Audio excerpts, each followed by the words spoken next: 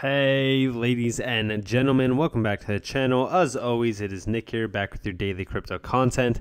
Now today we're going to be talking about what's to happen with, pretty much Flare and stuff like that, kind of going into depth on some of that stuff, but I do want to talk to you guys a little bit about other interesting things as well. So without further ado, let's jump into this video. So before I start, I just want to say, if you guys are a holder of XRP and you guys are getting Flare as an airdrop, drop down in the comments below when you were holding XRP, because I personally have been holding it since around late 2000. I think it was like late 2017. I was getting it before it kind of took off. I wasn't holding a lot. I was still very new to crypto at the time. And then I was buying heavily during the March 2020 drop. So let me know what you guys think about XRP, how long you've been holding it, and pretty much what you look forward to in the future for Flare. Now, with that being said, I do just want to warn you guys about what's happening on July 18th. So we are seeing a GBTC unlock, which is Grayscale's Bitcoin unlock. Now this is 40,000 Bitcoin. We're seeing a total of 40,000. Now this has no real effect. We do see will basically be unlocked in July. We do see that the biggest of these unlocks will be July 18th, which is about 16,240 Bitcoin. Now this is it's not a concern overall. Like, honestly, this has no real effect on Bitcoin if you think about it. Now, the only real effect that this will have is we already know that this market is irrational. A lot of individuals are kind of stupid, if you will, and I hate to say it like that, but it's true. They kind of play into the FUD. We've seen it multiple times. Whenever China says they're banning crypto or they're banning this, everybody starts selling. They start panicking. They play into it. So I could definitely see a lot of people playing into this, thinking that, oh, this is it. It's gonna, this is gonna kill the Bitcoin price. Every asset's gonna fall extremely low, and we're gonna see a lot of mass sell-offs happening from a lot of individuals. And I honestly could see it happening, but this should not have any real impact on the price. But who knows? With how this market plays out, with a lot of people kind of just thinking that this is pretty much the end of the world. Now, with that being said, I do want to jump into a little bit here.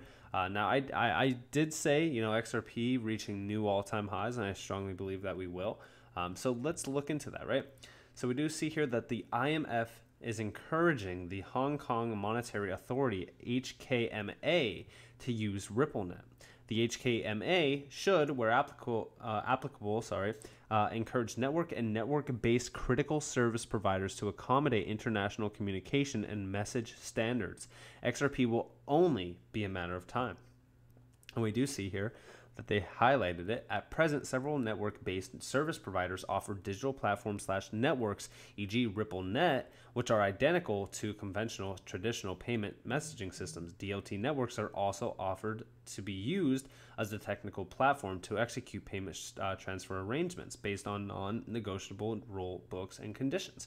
And I've already talked about how, DLTs are definitely going to be the future for finance. It just makes sense, right? Because DLTs could basically do what no banking system has been able to do for years. I'm talking, like 40 plus years.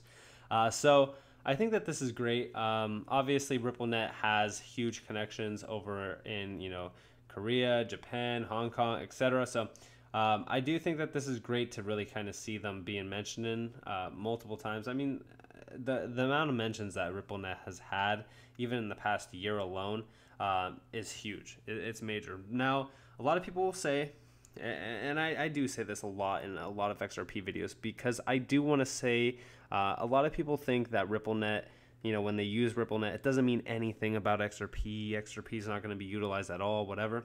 Well, I just want to say, if you were to move money from the US to, Hong Kong, you would need to utilize XRP to transfer, or I should say convert the US dollar to their currency. It works that way all the time, no matter what. Unless you are transacting from, say for so, a US bank to a US bank, you will not need to use XRP.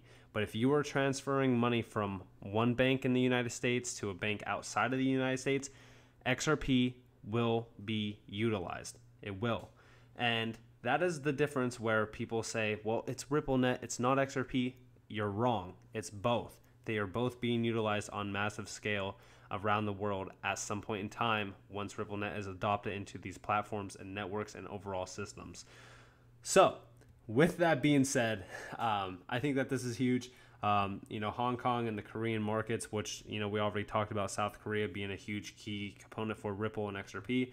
I think once these really kind of ramp up their adoption, we are going to be seeing XRP skyrocket in price. Now, I do want to talk to you guys a little bit more about Flare. So Flare has been a nightmare, as you guys already know.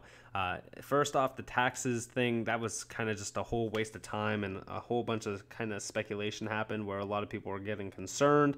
And then we do see hello Flare community. Now this is coming from Ledger. Last Friday we accidentally released the Flare app a bit too early as the Flare mainnet hasn't been launched yet. Sorry about that.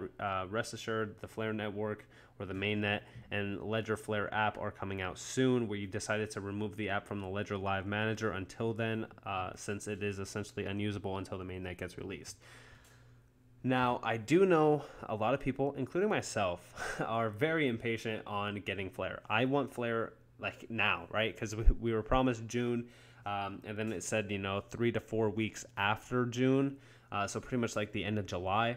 Now, if we don't have Flare by the end of July, I am honestly going to be a little bit, disappointed. A lot of people will. I just want to see Flare in my wallet already. I want to see it pretty much get airdropped. I think that it's going to help alleviate the stress of holding XRP. And I'm not too stressed out about holding XRP, but I do know a lot of people are.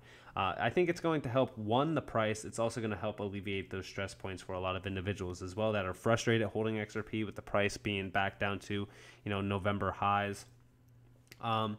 Me personally, I think Flare has been a nightmare in disguise for quite some time now. But we also talk about the idea on, is Flare a trap? And I know that you guys are probably reading the title of this video and saying, what? I mean, how could Flare be a trap? Well, good question. So let's look at this, right? So now this is just a thought. It's not, a full thing or anything like that. But we do see here, right? Serious concern. I would love to hear your thoughts. My brain is trying to wrap my head around this. When Flare goes live and we mint FXRP, we are sending away our XRP to get minted correct. In a live chat a while ago, they were explaining everything. Patty and others, not your keys anymore. I know you can get your XRP back and unmint them unless an error happens when they will send Flare instead with a bonus to cover a rebuy of XRP with a fee spread. My concern is, what if government makes XRP not for retail permanently at that point and you cannot get your XRP back? Like, this is how they will get a huge chunk of people out of their bags. Now, we do see some people on the side, right? We do see, honestly, it's far more concerning for me is the insane fear within the XRP community believing baseless theories by top influencers has created unnecessary fear, which is distracting the XRP community from the facts of what's happening now. XRP plus DeFi plus tokenization, learn to earn. And I do think that, some of this stuff that is happening, right, in this market, like, I don't think that Flare is a trap at all. I honestly think that Flare is going to really open these doors for XRP to be massively adopted and really kind of, I think it's going to make the utility factor of XRP grow even larger than it already is. And we even do see some people down here, right? Because a lot of people are concerned about this. I mean, I would be too. A lot of people are saying false. FS system equals trustless. Trust is the protocol, not agents. Flare state connector system digests all XRP ledger data real time and manages collateral system. Agents fail to redeem XRP to you, they lose the 2.5x collateral in Flare. Agents are going to be regulated crypto entities. So there is a lot of trust behind this. There is a lot of concern with this, of course. I totally understand, right? Anytime that you're minting something or, say for so you're staking something or anything, there's always that, thought in the back of your mind and on, am I getting scammed? Am I going to lose all my stuff? Is this going to be the case? Absolutely not. Flare, in my opinion, is one of the most trustworthy, things out there right now in terms of crypto. And I think that once we do get it, we're going to see that aspect. I think that they are for the people. That's why they basically had the concerns with, you know, the whole tax thing. But to me personally, I think Flare is solid. I think XRP is solid. And I think that this collaboration is huge.